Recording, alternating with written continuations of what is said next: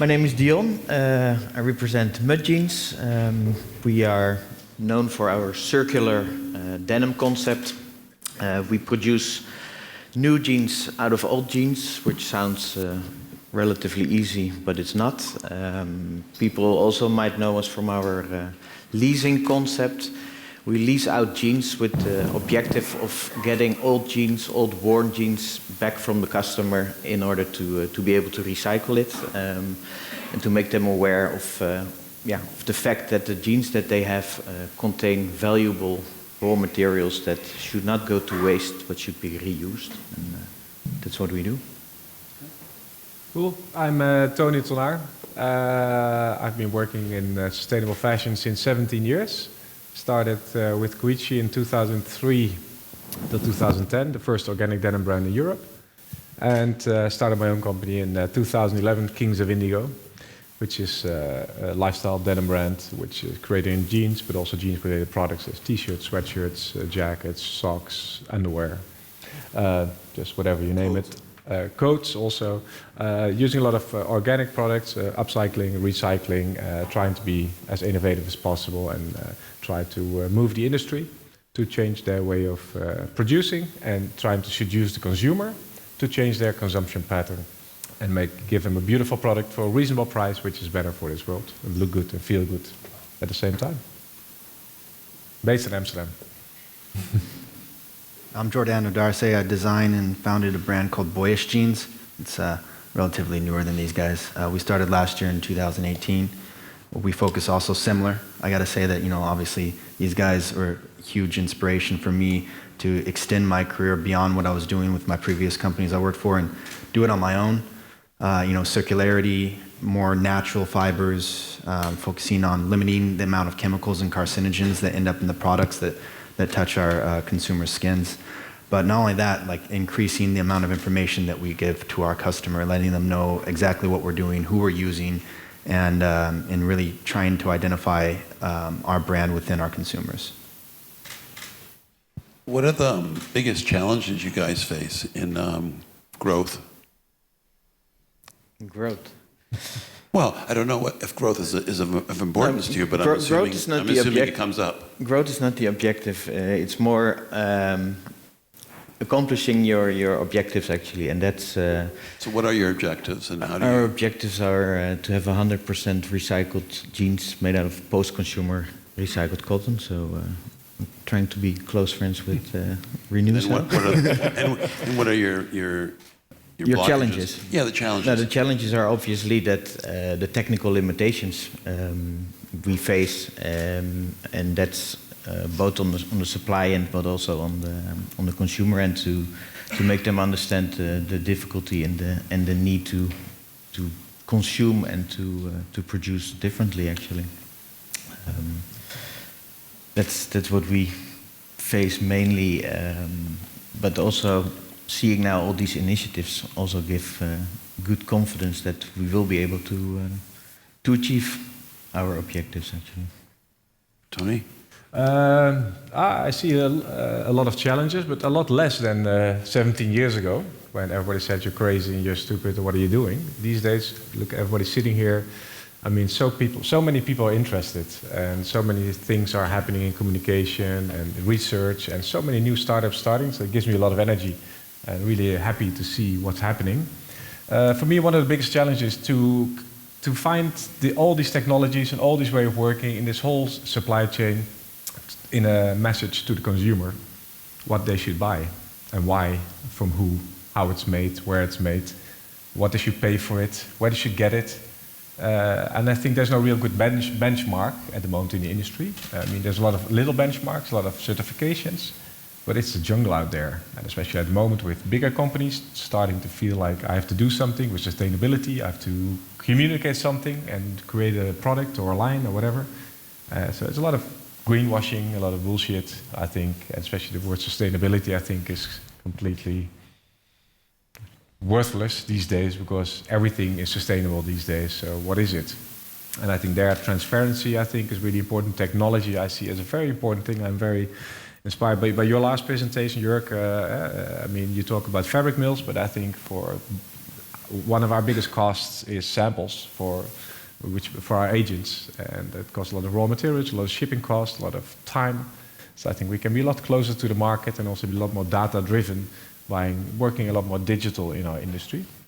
And actually, that is one of our biggest challenges. That needs funding, and that also needs, like, we have a very small team. We have only 15 people working at Kings of Indigo. So yeah, that's a limitation: money, time. But I think the good thing is we have a small company, so we can move what we decide today, we can implement tomorrow. And that's our big advantage compared to other bigger companies. I'd love to work more together with bigger companies to achieve the same goal and share information and do things together, rather than that everybody's making their own war and trying to convince the customer in their own way. We as an industry, I think, should create that platform. And I think you guys are doing a great job, I think, with Kingpins within the industry. And I think also some trade shows do their best creating that towards retailers, who also should change their perception on buying. But it's a complicated message to bring, to change people in their buying behavior. So I think that's one of the biggest challenges. Julie? Yeah, what he said. By the way, if anybody has anything they want to say as we go along, please feel free to talk.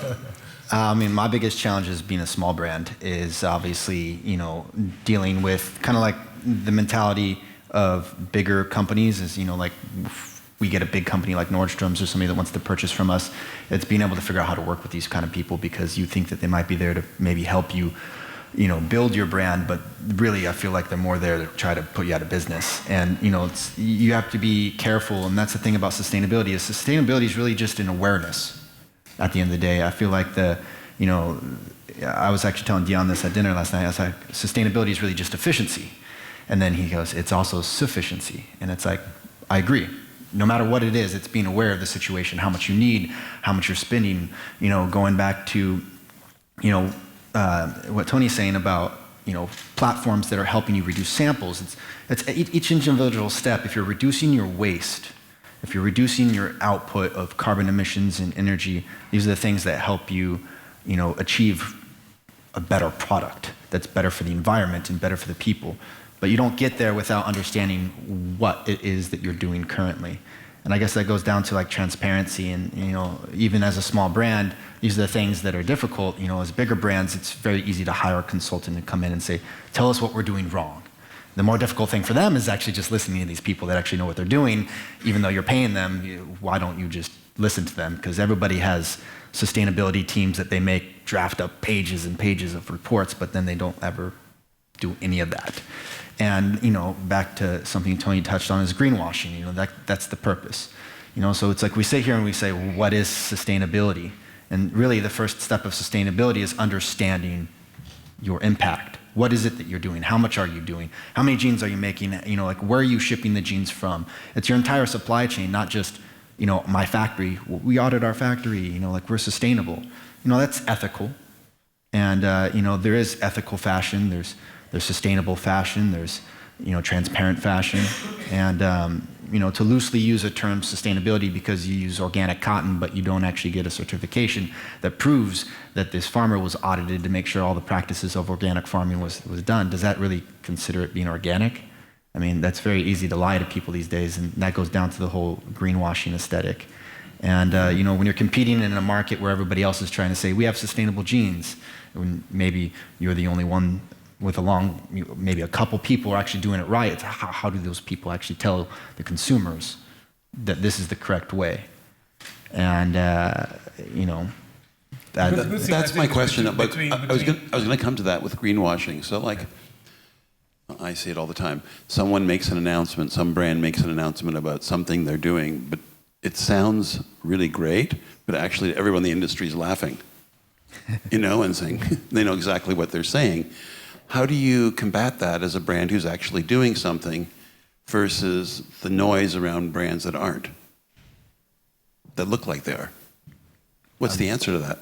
I mean, my biggest thing that we focus on is going to be obviously telling our consumers through our transparent models of what we're using, who we're doing it with, publishing whatever we can to tell people complicated aesthetics.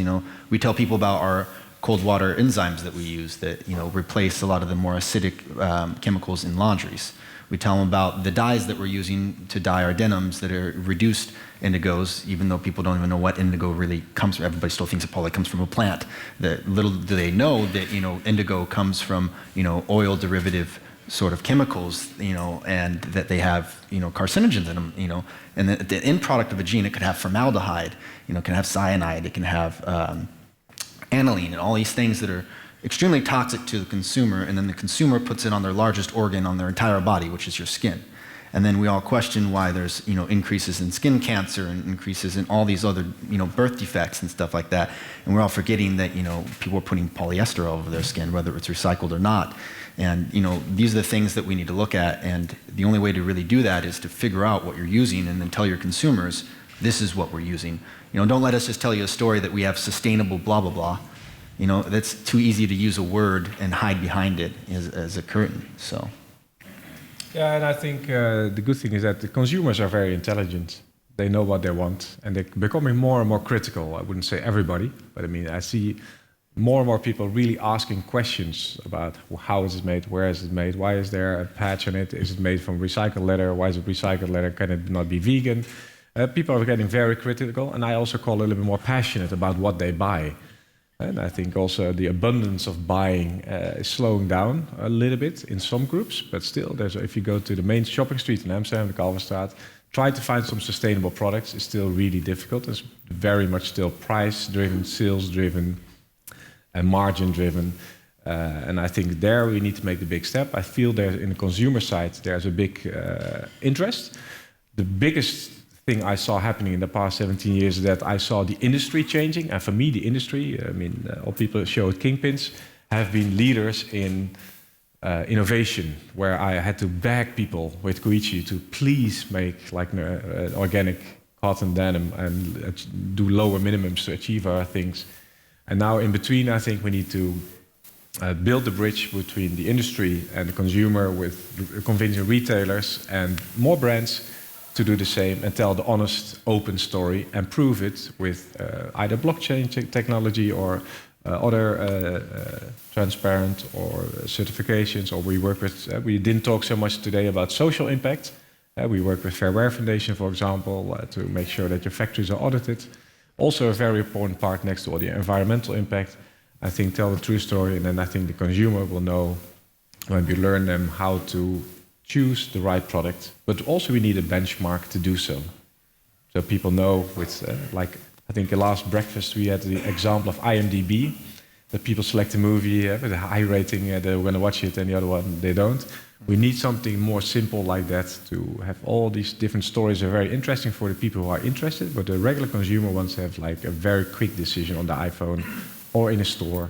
Is it good or is it bad, or what is the impact? And I think that will really change. Someone recommended to me that we should have jeans rated with smiling emojis. 5 emojis is really good. 3 is not bad. 1 little sad one is not so great. Dion, do you want to answer that? No, the emoticons is like, okay, who's going to be the judge of that? That's probably the biggest question to answer. You 3, of course. Sorry? You 3, of course. Okay, with pleasure. Venom judge. Yeah. No, I think, I mean, talking about greenwashing or bigger brands trying to imitate or follow what we do is in a way also what we want. We try to take new steps to make things better, and we want the denim industry to follow that. Whether they make false claims or not, it's up to us to counter that, or to the press or to the public to deal with that. But it also pushes us to take next steps and to adapt these new techniques that are constantly becoming available and being developed. So, in that sense, it's also a constant driver for us to be ahead of the general brands, basically. Any questions? James, I need a mic down here to the right.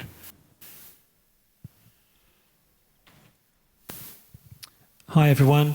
James from House of Denim. Not so much a question, sorry, Andrew. I just wanted to react to your IMDb movie database discussion that we had at the Leadership Breakfast last season. I'm proud to pre-announce that following that discussion, we've worked with the Technical University of Delft in the past 6 months, and we're going to announce a Buying Better Denim benchmark system at the breakfast on Thursday, which will be rated not by these guys, but by the students of Jean School, so semi-transparent. There'll be a set and transparent set of questions relating to cotton, dyeing, laundry, transparency, and fair work and wages, so 5 of the important dimensions. And that means you can get a 10 out of 10, for which you get a platinum, and 8 or 9 out of 10, you get a gold, and anything under a gold we don't talk about. So let that be an incentive to brands out there to make better product and help consumers buy better jeans, so that gradually we move towards the better industry. And then we'll be reviewing the metrics with which you get the score every season. So thanks for the idea from last season, and we've done it, and we'll be talking about it more on Thursday morning. Just wanted to add that to the discussion. Yeah. Cool. Anybody else have any question or comments? Oh, go ahead, Andrea. Thank you.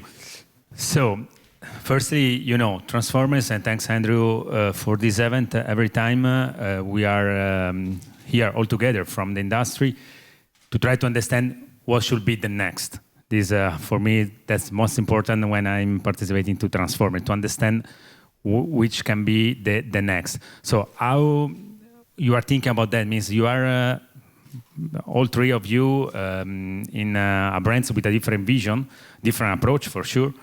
And what are you looking for from the supply chain? Or what, in other way, what you didn't still yet find from the supply chain that you would like to have in your design, your brands? And so this is very important for the supply chain to understand which is the next.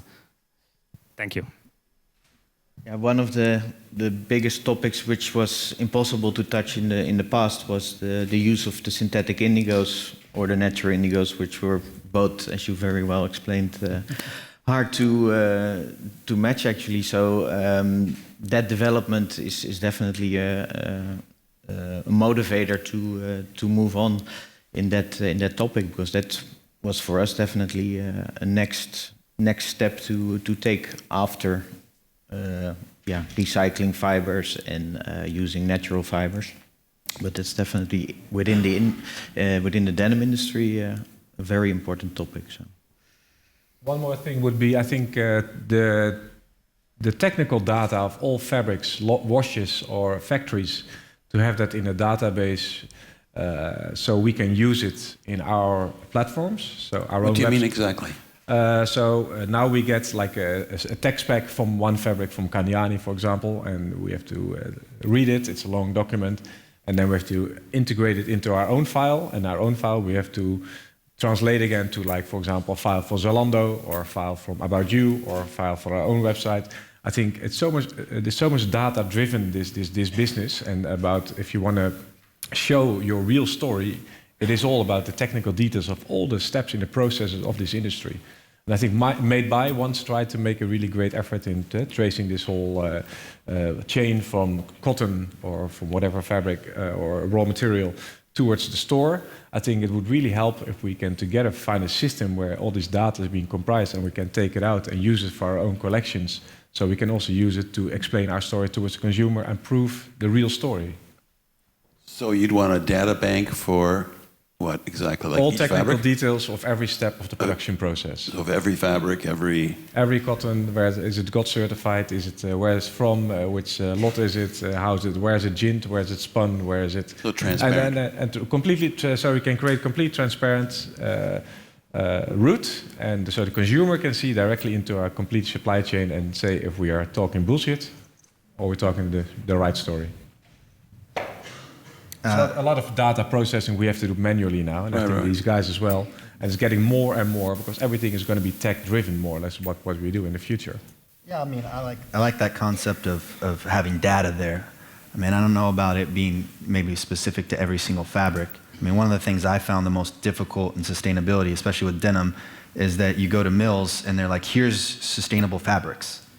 So at the end of the day, you have a factory or your mill telling you what sustainability is, which never really made sense to me. So what I always ended up doing was finding people that if I came up with an idea, anybody that was crazy enough to listen to my crazy ideas, to work with them. So with me, my whole thing is I'm like, I follow the Sustainable Apparel Coalition's Higgs Index. And I'm like, all right, they rate the fibers, so here's some sort of rating. And then, I came from a company, called Reformation, and they had their own ref scale. It's not the most specific and accurate, but it was better than, a lot of other things that were out there, and not a lot of people really had their own technical information to tell you, water and carbon emissions. And I kind of applied these two things to build fabrics, and then maybe sharing that sort of information, kind of like how the Higgs Index does. If you're able to like, all right, these are the guidelines, to having sustainable fabrics, blending cellulose fibers into them, using recycled cotton and circular environments to keep it upcycling, reducing your polyurethane contents in polyester and anything that's plastic-based, because once you start adding that in there, you start reducing your capabilities of actually accurately being able to upcycle fabrics into new fabrics, whether it's post or pre-consumer. I don't know if that would help, but I feel like something in that regard. It was almost like a build your own sort of whatever you want. But yeah, customization is, I think, a huge thing that helps with, I think, a lot of like sustainability in different industries, is because you get what you want out of it based on the, not having to use something that's just good enough. So There's a question at the back from Edward. Do you want to stand up, say who you are, and ask your question? Sure. It's a two-part question. First, I need to know something from each one of you guys in order to ask the question. What is your average price point of each of the jeans you sell? mine probably 158-ish. Okay. Mine probably 139 euros retail. 119 190 euro. euro. Yes. 119.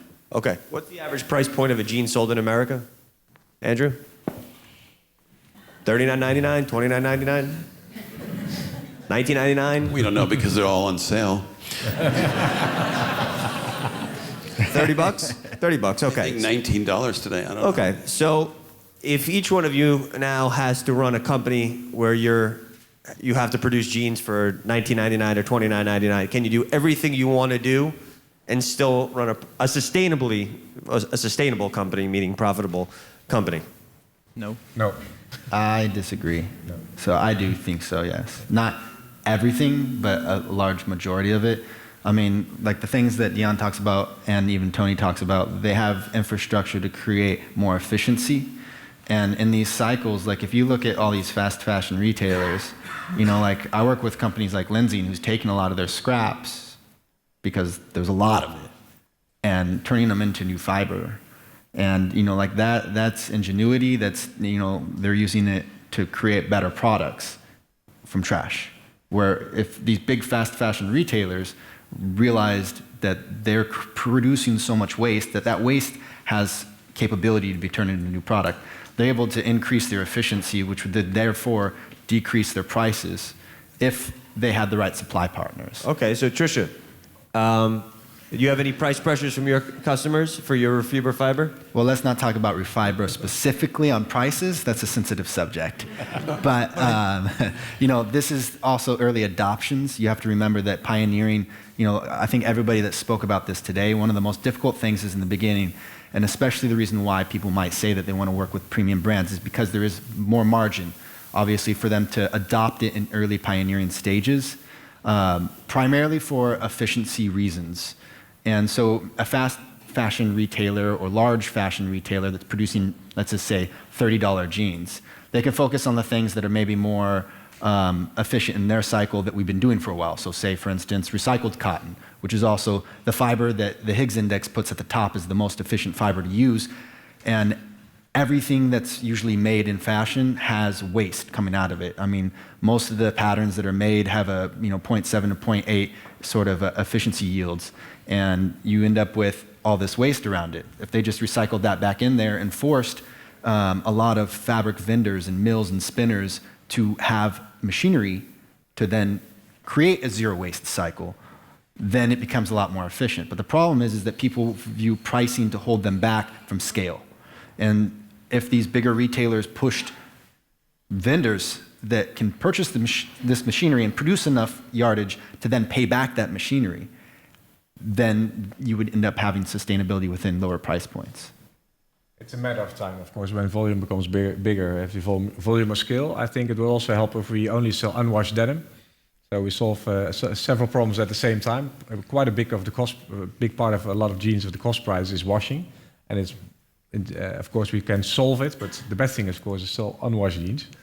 And I think then we get a lot closer. And if you then sell more and more, will be sold direct to consumer. You will also get a lot less margin, which is now lost in between different agents or distributors or these kind of parties. It will be a lot easier to get lower, not 19.99, I would say. Also, I would say that is not really necessary. It's better maybe 49.99. I was being facetious. Maybe $50 or €50 will be possible if you go direct to consumer with like a good, fair and a clean product.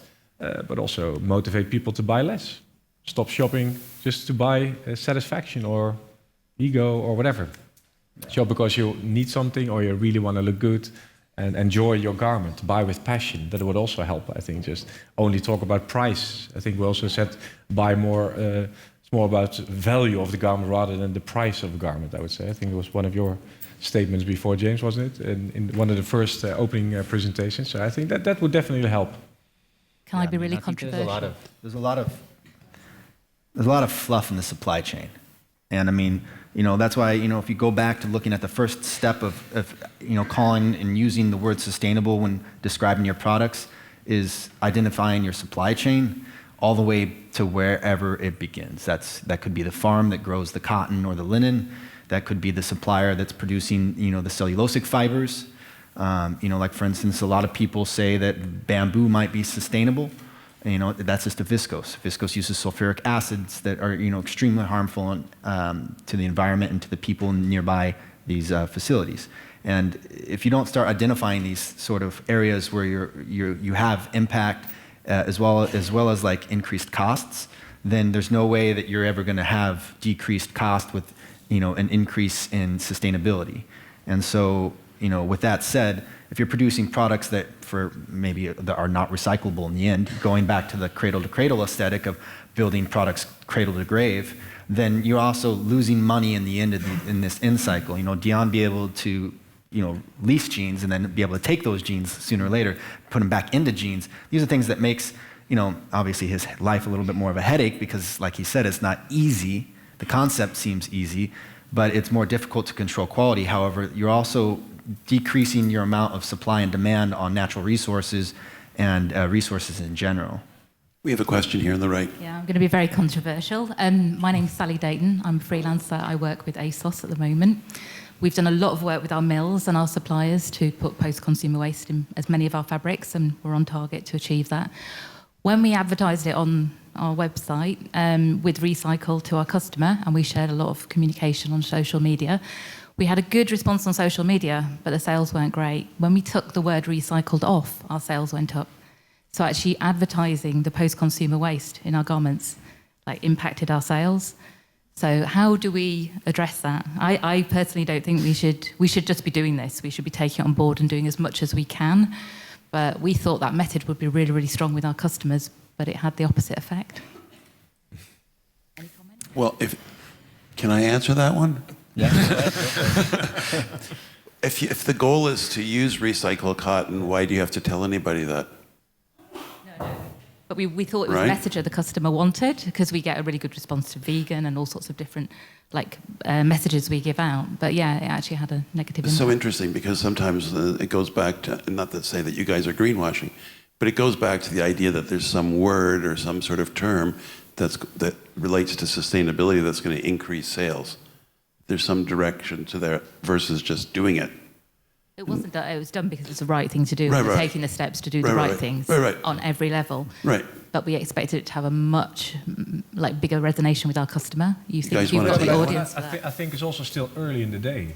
Yeah. I think we all think here in this room that the world is pretty far in this whole thought of consuming products in a different way. But if go here to the main shopping street and ask 10 people, and I hope you find one person who's really wanting to pay more for a pair of jeans because it's sustainable. Mm-hmm. So I think it's good that We are talking about it, but change takes a long time. And it's fantastic that you do that, I think, as ASOS, to do this, even if it suffers your sales, but you should persist. I mean, I made so many decisions which cost me money and I didn't get anything out of it. But if you want to be a leader, an innovator, that means you have to invest and you need to have dedication and perseverance, because otherwise we won't change it.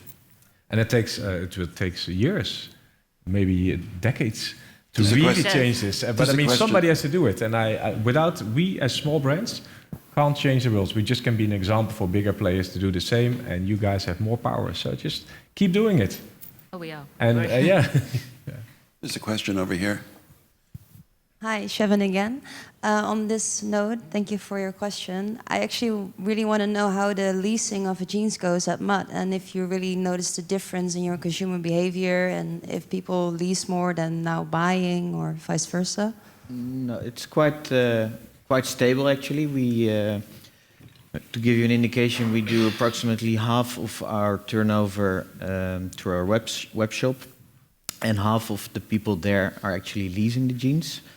In terms of consumer behavior, we see a lot of repetition. So people wear the jeans for a year or longer. Once it's worn down, they actually exchange it for a new model. So that's definitely a thing that we notice, that people stay loyal to the idea, and they get attracted and attached to it actually. So. Thank you. One more question, and then we're going to go for lunch. Anybody? If there is one more question. There isn't. All right, so... Can I ask a question? Yeah, totally. Sorry, Totally. I don't know if that's an appropriate thing to do. I think it's a great idea. I like it when the panelists ask themselves questions. Oh, why would I do this? So, one of my things that I had with my brand is, and especially I get asked this a lot, like obviously behind the scenes, is, like, what do you do when you have something that you feel like isn't sustainable? Because I think one thing with sustainable brands is everybody thinks that you're perfect. Mm-hmm. You do everything perfectly, you make no mistakes, you have all the best things you can make out of anything. Impossible. Impossible, yeah. Be honest, open. Yeah. I made with Koichi mistakes with doing soya, and soya denim was amazing, half organic cotton, half soya. Mm-hmm. And it was a great new fabric innovation, but in the end it appeared to be that the whole forest has been burned flat for the soya beans there in Argentina. So yeah, we try to innovate and have something new to have less cotton, less water use. But if you don't try, if you don't have courage and don't take risks sometimes as an entrepreneur, and be honest, like, we are not perfect, and there's no black and white, it's always gray, and try to be as white as possible. And and be open to criticism. I mean, show what you're doing, and if people think it's not good enough and can be done better, let them tell you how to do it, and be open to that, to change it, and that works. Yeah, I mean, I have the same. That's funny you talk about, like, finding out what's going on with the fields that you might be producing the fiber or the material that goes into the fiber that you're making. And do you think that maybe, would you ever have found that out, though, if you weren't always identifying what's going on in your supply chain? Because that's such an important part of your brand? You feel like you maybe discovered it sooner? Say, for instance, if it was a bigger brand, they probably would have maybe found that out later. And even when they found that out, the action plan for it would take 4 years, 5 years, 6 years, maybe a decade. I think suppliers are so knowledgeable at the moment. They give you a lot of right information at the moment. Sometimes at the moment we're testing a kind of new fabric, which I'm not sure how it will work. But I mean, it will be a risk. Maybe it works, maybe it doesn't work, and maybe it costs us some time and some money to get this going. But I think in the end, people get knowledgeable more and more in the whole industry. If I look around, people are interested in it, are passionate about it, and I think you learn so much from each other. What you said, like, if you're open for criticism, but also all suppliers. I learn so much every day from people we work with who produce. They know actually often much more than I do about technology or chemical reactions. I'm just trying to put everything together, put the consumer, the retailer, and the designer, and the whole market together, and create a brand out of this, and create a message which will enhance people to buy different. But yeah, I mean, I think in 10 years from now, we'll still make mistakes, and sometimes there will be a product which might be either not qualitative enough or not clean enough. And technology is going so fast. What is sustainable today, if we can use that word, it will be not sustainable enough next year. So I think if you keep your eyes open, be hungry for information, learn, and these kind of events are great for that. So yeah. Go ahead. Sorry, we'll get to you, and then that's the last question. We'll get to you in a second. I'm a consultant. I got a question to Jordan. So you are a startup. So what do you do with your MOQs? So for instance, you need to buy a pair of jeans and you want to just make 100 pieces, but your factory only wants to sell you 300. So what do you do with those 200 pieces? I mean, I don't believe in MOQs. So maybe you just find people that also have that same philosophy. I think the important part is also when designers are designing products, that a lot of companies treat their factories and fabric mills or whoever as if they work for them. They say, do what I want, I don't care if whatever happens to it. And that mentality is a very old school Garmento mentality. And I view my suppliers as partners. I say to them up front, I'm not going to be your biggest supplier. I'm not going to buy the most fabric from you. But what I want to do is I want to create a very efficient fabric that we can make, the same warp yarn and make 3 different fabrics from it. And we can take that same warp yarn and dye it different colors and make different fabrics and create an efficient cycle. So I focus a lot on yarn because if I can supply the yarn to the vendor, then I know that they can then make different fabrics out of it. I know that that same yarn has the same, farm that I've visited that's OCS certified organic, that, it's the same, recycled fibers that we're using, the same cellulosic fibers that we're using, and I feel comfortable. It's efficient. You don't have to get massive amounts of certifications on different fabrics. You're also not moving things around a lot. A lot of people are getting one fabric from over here, another fabric from here, and then the cotton's coming from here. Your carbon emissions on the transportation in your supply chain are super long. These are things that keep on making it more difficult for your vendors to keep the MOQs lower because there's all these extra little expenses in there because you're not thinking about how they might have to get things. And so with us, it's important for us to work with people that understand we are also trying to make their lives easier, and they're also trying to make sure that we can stay in business as a smaller consumer and produce things at lower units, especially as a new brand because, we work probably 80% on wholesale, so a lot of the times, a wholesaler doesn't want to buy it, but, I get a lot of the girls on my team that are passionate about it. I say, let's give it a try. Because sometimes you have to believe in things. If maybe just a store doesn't want to buy it from you, it doesn't mean that it's not good. It just means that you have to give it more of a chance and believe in it. But you can also share fabrics with other brands. I think there's quite some fabrics we use, which is Nudie jeans using as well, or Koichi, or maybe Mud jeans. I don't care. I mean, we all have our own brand and our own product, and I think we can use all the same. A lot of people can use the same fabrics and do a different wash or different construction, different style, different color. So I think that helps. So for me, in my perception, the MOQs have gone down in the past 10 years from suppliers in meters, but also because we can share with other companies who have the same mindset as we do. Last question, really. Go ahead. Yeah, it's a small question. Can you stand up? Oh, yeah, sorry.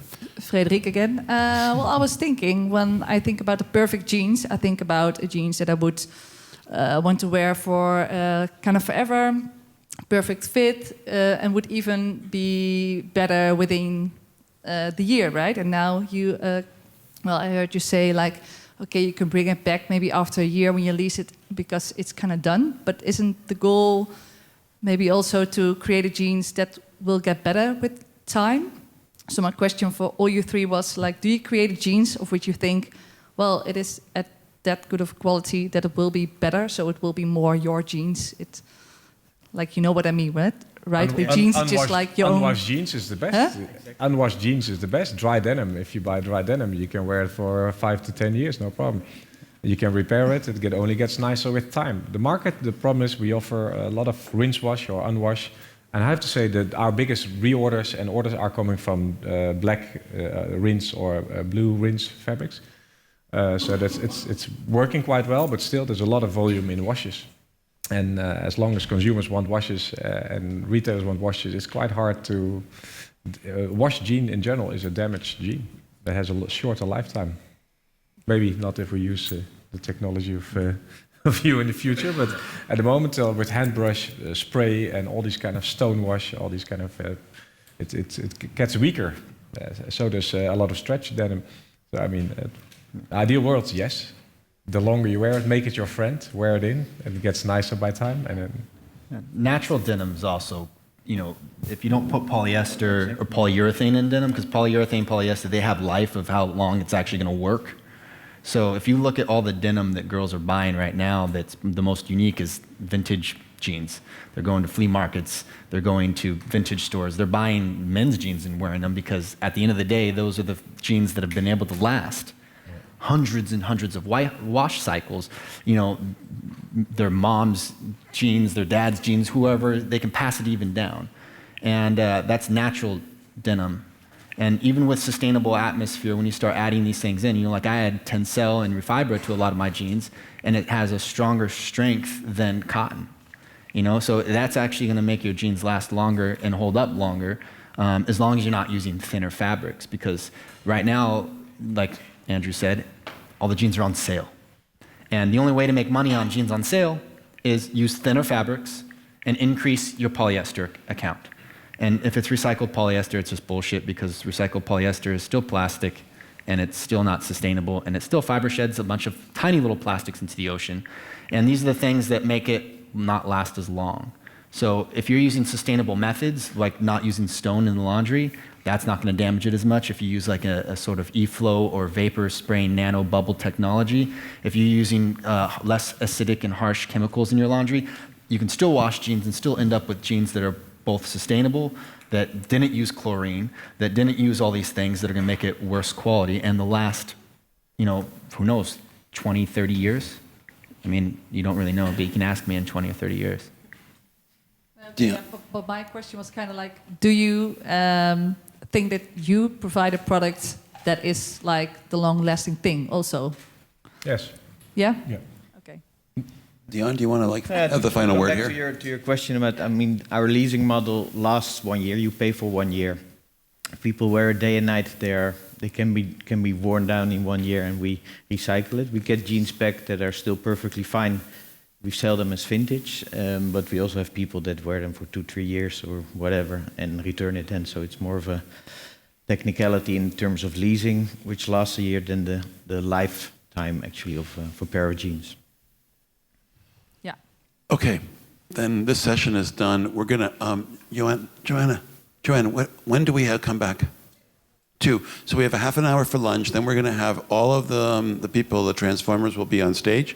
We'll have questions for half an hour, 40 minutes, and then we're done. Thanks.